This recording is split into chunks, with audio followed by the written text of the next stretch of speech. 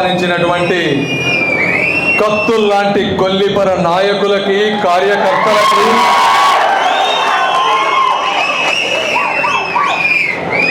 తెనాలి పట్టణానికి ఈ మధ్యకాలంలో అభివృద్ధి అనేది ఎలా ఉంటుందో మొదటిసారి రుచి చూపించిన అందగాళ్ళకే అందగాడైనటువంటి మా మనోహర్ గారికి,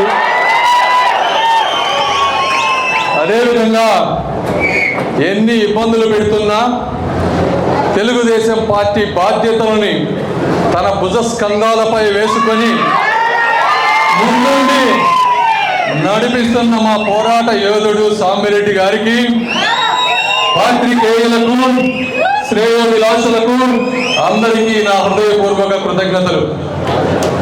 ఒక్కసారి నేను కొన్ని చెప్పాలి మీకు.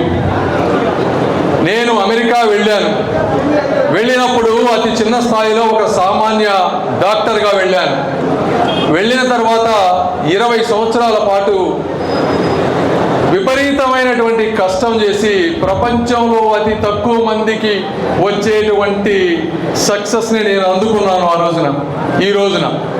అయితే ఈ సక్సెస్కి నాకు కారణమైన వ్యక్తులు 2 వర్గాల వారు. ఒకరు తెల్లవారు, 2 నల్లవారు. అంటే వైట్ అండ్ బ్లాక్ పీపుల్. వాళ్ళకి నా ముక్కు మొహం తెలియదు, అయినా నన్ను ఆదరించారు, నా కోసం కష్టపడ్డారు. ఈరోజు నేను 30 రోజులుగా కంపెనీ బాధ్యతలు చూసుకోకపోయినా మా వ్యక్తులు అక్కడ 14-15 గంటలు నా కోసం కష్టపడుతూ ఉన్నారు.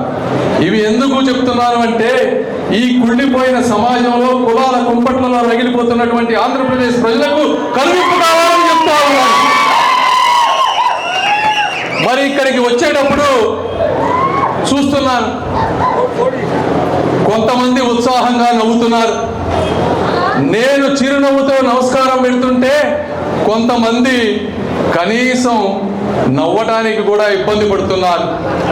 నమస్కారానికి ప్రతి నమస్కారం సంస్కారం అని చెప్తా ఉన్నాను. మరి ఇలా ఎందుకు జరుగుతుంది అనేది మనం చర్చించాలి.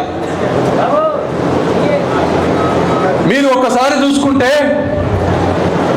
ఎప్పటి నుంచో ఈ రాష్ట్రంలో ఒక కాంగ్రెస్ పార్టీలో కానీ, వైఎస్ రాజశేఖర రెడ్డి గారు ముఖ్యమంత్రిగా ఉన్నప్పుడు కానీ, అదేవిధంగా జగన్మోహన్ రెడ్డి గారు ముఖ్యమంత్రి కాకముందు కానీ, అన్ని సామాజిక వర్గాలు అన్ని గ్రామాలలో 2 పార్టీలకి కష్టపడి పనిచేసేవి. ఎందుకంటే ఇవి వారికి తగ్గటువంటి భావజాలానికి దగ్గరగా ఉన్నవి. మరి 2019లో దాదాపుగా 30% కమ్మవారు వైఎస్ జగన్మోహన్ రెడ్డి గారికి ఓటేసి గెలిపించారని మీ అందరికీ తెలియజేసుకుంటా ఉన్నాను.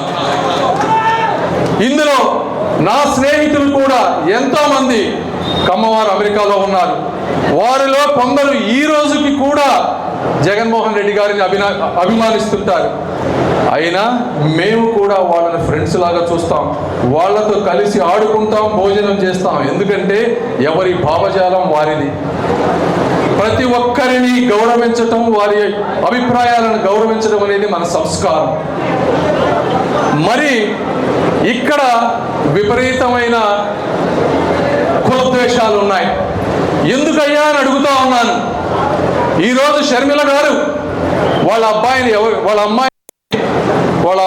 అమ్మాయి ఎవరు మరి ఈరోజు పెళ్లి చేసుకుంది? అల్లు అర్జున్ గారు ఉన్నారు, ఆయన ఎవరిని పెళ్లి చేసుకున్నారు? చిరంజీవి కుమారుడు ఎవరిని పెళ్లి చేసుకున్నారు? ఎందుకయ్యా మీరు కులాల కుమ్మట్లలో రగిలిపోతారు? వాళ్ళంతా అంత ఆనందంగా అక్కడ ఉంటే అని అడుగుతున్నారు.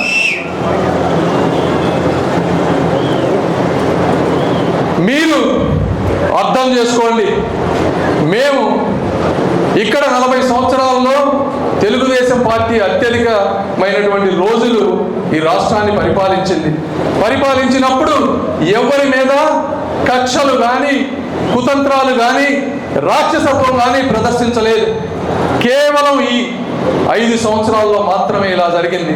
అదేవిధంగా వైఎస్ రాజశేఖర రెడ్డి గారు, ఆయన్ని మేము కూడా కొన్ని విషయాల్లో అభినందిస్తాం. ఎందుకంటే ఆ రోజు చంద్రబాబు నాయుడు గారు చేసినటువంటి అభివృద్ధిని హైదరాబాద్లో ఎయిర్పోర్ట్ కంటిన్యూ చేశారు, రింగ్ రోడ్ కంటిన్యూ చేశారు, అభివృద్ధిని ఆపకుండా ముందుకు తీసుకువెళ్ళారు. అందుకే ఆయనకి ఇప్పటికీ కూడా కొంతమంది అభిమానులు ఉన్నారు. మరి ఇక్కడ జగన్మోహన్ రెడ్డి గారు వచ్చి కేవలం ఒక వ్యక్తి మీద కక్షతో 33,000 ఎకరాలు ఇచ్చినటువంటి రైతులని క్షోభ పెట్టారు. చంద్రబాబు నాయుడు గారు కొన్ని వందల సార్లు ఫోన్ కాల్ చేసి ఇంటికి వెళ్ళి అద్భుతమైన 3 యూనివర్సిటీలను తీసుకొస్తే వాటిని ఇక్కడ ఉంచకూడదని కరెంటు కట్ చేసి రోడ్లు నాశనం చేసి ఒక దుర్మార్గంగా ప్రవర్తిస్తున్నారు. ఎవరి మీద తీర్చుకుంటున్నారు మీరు ఈ కక్ష అని అడుగుతా ఉన్నాను. ఆ యూనివర్సిటీల్లో 25,000 మంది పిల్లలు చదువుకుంటున్నారు. దాంట్లో అన్ని కులాల వాళ్ళు లేరా అని అడుగుతా ఉన్నాను నేను ఈ రోజున. ఇవి ప్రజలు అర్థం చేసుకోరా అని అడుగుతా ఉన్నాను. మరి ఈ రోజున ఎక్కడ చూసినా గంజాయి, ఇది ఎక్కడి నుంచి వస్తుంది? గుంటూరు ఈస్ట్లో ఒక ఎమ్మెల్యే తయారు చేసి రాష్ట్రం అంతా పంపిస్తా ఉన్నాడు. మరి మీరు ఎవరు వాళ్ళని అడగరా అని అడుగుతా ఉన్నాను. అంటే మీ సమాజంలో ఉన్న పిల్లలు రేపు మత్తు మందు బారిన పడి మైకంలో ఏమి చేస్తున్నారో తెలియక ఎన్ని అఘాయిత్యాలు చేస్తే మరి ఆ రోజు మీరు ఎవరిని నిందిస్తారు అని అడుగుతా ఉన్నాను. మత్తు మందులకి కులాలు ఉండవు. ఇప్పుడు మళ్ళీ చూస్తా ఉన్నాం, ఇసుక ఒక కొండల మాదిరిగా చేశారు. కొన్ని వందల లారీలు పోతా ఉన్నాయి, రోడ్లు గుంతలు పడిపోతా ఉన్నాయి. ఈ విధంగా ఇసుక పోతే నాకేందని మీరు అనుకోవచ్చు.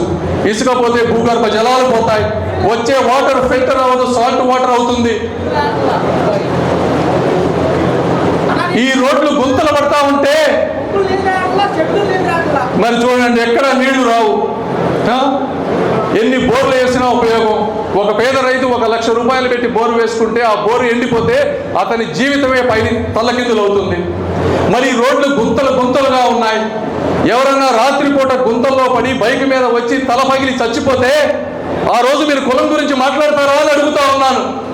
మీరు ఇవి ఎందుకు ప్రశ్నించరు అని అడుగుతా ఉన్నాను. ఇంతటి అరాచకం జరుగుతూ ఉన్నా కూడా మేము తెలుగుదేశం పార్టీ నుంచి ఒకటే చెప్తా ఉన్నాం, మేము కక్ష సాధింపులకు వెళ్ళాం. అయితే ఇది మాత్రం గుర్తుపెట్టుకోవాలి, ఎదుటివాడు వచ్చి నన్ను కొడతా ఉంటే ఇంకా మేము గాంధీగిరి చూసేటువంటి పరిస్థితి లేదు అని చెప్తాం. మమ్మల్ని అభిమానించేటువంటి బడుగు బలహీన వర్గాల ప్రజలను కానీ, మాకు అండగా ఉండేటువంటి కార్యకర్తలను కానీ ఎవరన్నా ముట్టుకుంటే ఊరుకోమని ఈ సభాముఖంగా మీకు చెప్తా ఉన్నాం.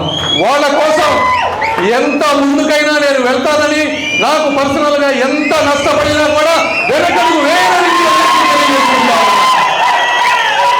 ఒకరే గుర్తుపెట్టుకోండి, నేను ఇక్కడ ఉండేది 5 సంవత్సరాలు కాదు, 30 ఏళ్ళు ఉండబోతున్నాను. ఈ అడ్డ బ్రహ్మచారి అడ్డగా మారబోతుంది. కాబట్టి అందరూ కలిసి ఉండాలి, స్నేహపూర్వకంగా ఉండాలి. మీకు ఇష్టమైన వారికి మీరు ఓటు వేసుకోండి, మేము తప్పుపడం. కానీ దౌర్జన్యం చేయవద్దు. మీ దౌర్జన్యాలకు ఇక్కడ భయపడే పనికి మాలుడు ఎవడు లేడు అని కూడా చెప్తా ఉన్నారు. అదేవిధంగా ఇక్కడ ఉన్నటువంటి కార్యకర్తలు గత 4 సంవత్సరాల్లో రాజా గారి ద్వారా ఎంతో అనుబంధం పెంచుకున్నారు. మీరు తెలుసు నాకు. నేను కూడా నా సహశక్తులా చంద్రబాబు గారితో కృషి చేశాను, ఆయనకి ఎక్కడో చోట టికెట్ తీసుకోవాలని. అయితే దురదృష్టవశాత్తు ఈరోజు ఆయనకి రాలేదని తెలిసింది. అయితే మేము చంద్రబాబు నాయుడు గారితో మాట్లాడతాం. ఆయన చాలా కష్టపడ్డారు, చాలా ఖర్చు పెట్టారు. కాబట్టి ఆయనకి తప్పకుండా న్యాయం చేసే విధంగా నా వంతుగా నేను పోరాడతానని మీ అందరికీ తెలియజేసుకుంటా ఉన్నాను. మరి మీకు ఏ ఇబ్బంది వచ్చినా మనోహర్ గారు, ఇది జనసేన తెలుగుదేశం పార్టీ 2 పార్టీలైనా కూడా గెలిచిన తర్వాత ఇద్దరికి కుటుంబ సభ్యులు అందరూ మీరు గుర్తు చేసుకోవాలి. వారు అదేవిధంగా మిమ్మల్ని ఆదుకుంటారని, నేను కూడా జనసేన కార్యకర్తలు నా కుటుంబ సభ్యులుగా చూసుకుంటానని మీ అందరికీ తెలియజేసుకుంటూ, మీరు చేసినటువంటి కృషిని కృతజ్ఞత రూపంలో ఎల్లప్పుడూ గుర్తుపెట్టుకుంటామని తెలియజేసుకుంటూ, నాకు ఈ అవకాశం ఇచ్చినట్టు మీ అందరికీ మనస్ఫూర్తిగా కృతజ్ఞతలు తెలుపుకుంటూ సెలవు తీసుకుంటున్నాను. జై తెలుగుదేశం.